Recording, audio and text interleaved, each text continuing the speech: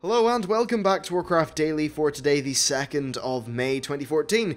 So in today's news we have a few different interesting things, with the very first one being a new Recruiter Fan mount, then a 50% off sale, some talk about Children's Week, and then a whole bunch of blue tweets that cover loads of Warlords of Draenor information. So it's definitely worth sticking around to hear that, or just clicking the button on the side of the video. Now, one little thing, by the way, Warcraft Daily, at least a month ago, was literally Warcraft Daily. It came out 5 days a week. But just with the news cycle being the way it is at the minute, there's a lot of news, but it's the kind of thing that's best explored often just in their own unique video, rather than coalescing it all into one Warcraft Daily. I think that just gives me a lot more freedom in how I approach some of the content that's coming out. So I just thought it was, like, I should just mention why Warcraft Daily has been a little bit sporadic. Though when we get into the normal sort of phase of things where there's not a giant amount going on that's really ultra new and exciting and special, then we'll slip back into the old format. Alright, so first of all, a new mount was teased to us. It's a fiery warhorse, well, not really fiery warhorse, it's like a fiery steel warhorse, I suppose, and I think it looks pretty damn cool, actually. I like the look of it. I think that the various bits of plate on it kind of look well, and in general, just one really cool mount. But you're probably wondering where the hell we get it from. And that's a very good question, actually.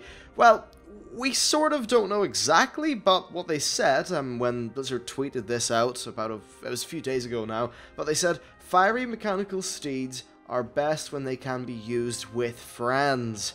So that basically means this is a new Recruiter Friend mount. I have no idea when it's coming out, but I think that overall it's very cool. Though, sitting on it seems like a bit of a dangerous proposition. If you were to sneeze, you'd impale your head on something. If you fall off the back, you impale your head off something.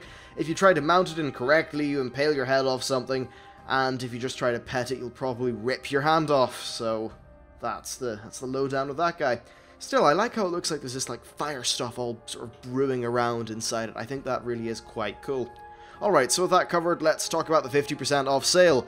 There is a 50% off sale. You can buy the game for half off. That's basically that. It's a pretty good time to get your friends in, I suppose. And there's a bit of a lull in the game, yes, but someone coming in new is still going to have plenty of time. And hell, if you started now and it was your first time into the game, I'd say by the time you're ready, you're level 90 and really sort of hungry for the next expansion, then it should be out already. So that's probably the lowdown with that. Anyway, sales are pretty cool, and I think that overall Blizzard should just try to make World of Warcraft as cheap as possible to get in, because the more subscribers, then the better, and the lower that initial barrier to entry is, also the better. Alright, so next we have Children's Week. I just thought I'd mention that this is a thing. I don't really think I'll have enough time to complete it or anything like that, but yeah, it's Children's Week. You can, like, help out kids in Azeroth and take them in quests, and run into the PvP battlegrounds and get yourselves killed with them, or something. Yeah, if you want to know how to do Children's Week, I don't know if I ever got around to doing a guide last year. I don't think I did, but Wowhead, of course, has you covered with that. Alright, so now it's time for the main part of the video, where we will talk about the various things that the Blues have said over Twitter. So, first of all, Celestalon said that the Rogue's enhanced premeditation change is being replaced. Apparently a lot of rogues are kind of salty about that, so it's good that that's being fixed. Now then, for LFR, Russ Peterson said, he's one of the Blizzard guys by the way, said that adding rare drops to LFR when they're kind of actively trying to reduce the amount of time that people spend in LFR overall is kind of counterproductive. So I'm going to assume that that means things like transmog sets, mounts, pets, etc. are not going to drop as much in LFR as maybe they do now. That's at least what I'm taking from it. So that's kind of interesting. Previously, you were able to get pets in your personal loot rolls from LFR, and it would appear that that will no longer be the case, though we have not had a firm confirmation of it. I think this is fair enough. LFR is the kind of content that it's kind of burnout heavy, and the problem is that if they were to do this in the current game, then no one would have an alternative, because unless you use OQ, it's very hard to find a flex group. Well, the Warlords of Draenor group finder should be a lot better than OQ or anything like that, and it should just facilitate a very easy transition from looking for raid up into normal, and then maybe up into heroic or perhaps even mythic, but probably not mythic. So that's that. Then another thing that Russ Peterson said is that they are going to keep the recolor system that they have currently with tier gear for normal, heroic, and mythic gear, which is essentially what we'd expect. So that's definitely good. And then another thing that they said is that normal raids, aka today's flexible difficulty, will be tuned around starting off with heroic dungeon gear.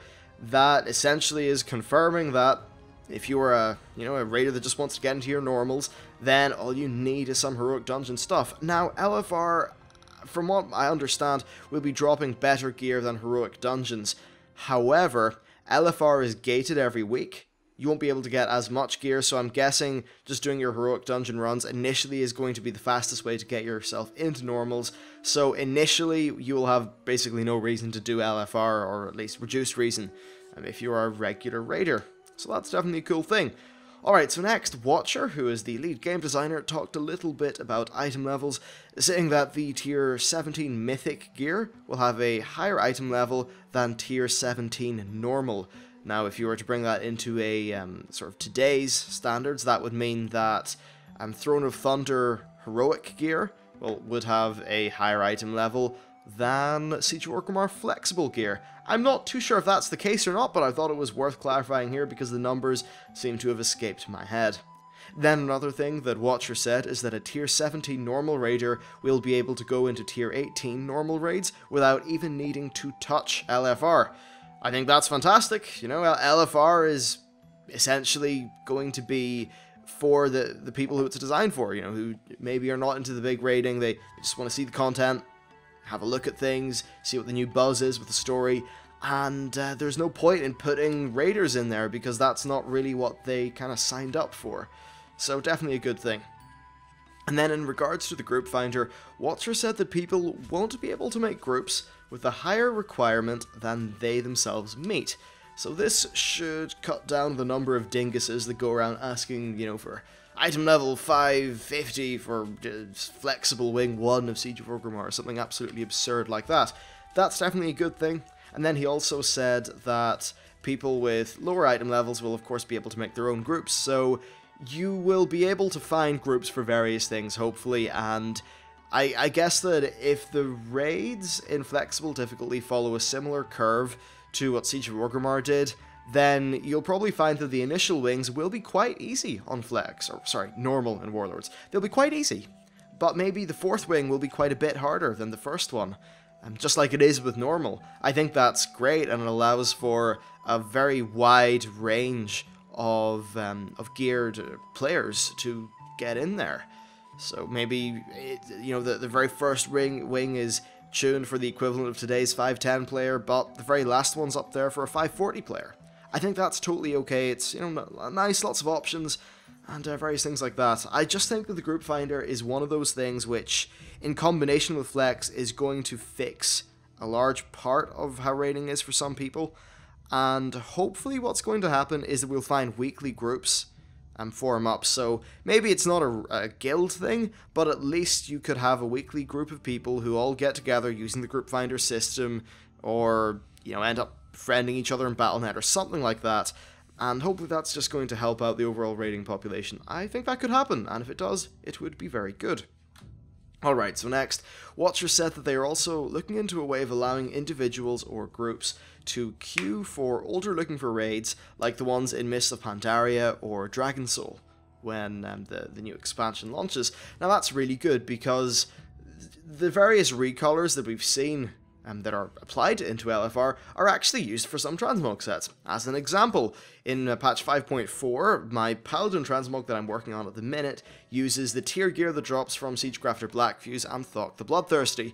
Unfortunately for me, I've killed both of those guys every single week for the last 3 weeks. I've not got any of that tier gear, despite using all my bonus rolls, and in fact there was one time, I think it was for Blackfuse, I had killed 7 bosses without any gear at all, meaning that or maybe it was 7 or 6, something like that. I killed a whole bunch anyway without really any gear, and that must have meant that my bad luck protection was so high, and yet I get onto Blackfuse and nothing.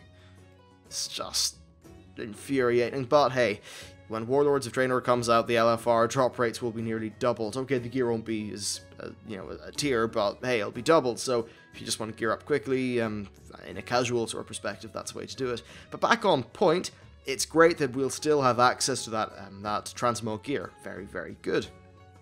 Because honestly, some of the LFR recolors are really nice. I really like the Paladin recolor for Siege of Orgrimmar in LFR, and I also really like the, is it the white and red warrior one that's kind of Mogu styled? I think that's pretty nifty as well. So overall, that's really nice. Though I'd wonder if it will scale to how many like players you have. I'm not too sure how it will work in terms of that. So yeah, we need more details. More details, please, Watcher. Anyway, finally we have a few tweets from Celestalon, which are about classes, and just some various things. So first of all, Hunters. He said that Flaming Shot is being replaced, Rapid Fire is coming back to Marksmanship, and then Survival is getting Bear Trap. I think this is actually great stuff, because, like, Rapid Fire is a very iconic spell, and the really nice thing about it as a cooldown is that it does sort of change the pace of how your class plays, meaning it's a fun little burst thingy to hit. That's great.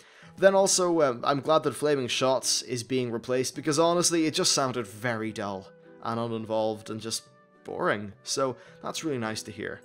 Then also, for the Shadow Priests, you will get a new glyph. It's called the Glyph of Mind Harvest, and this will allow your first Mind Blast against an enemy to generate 3 Shadow Orbs.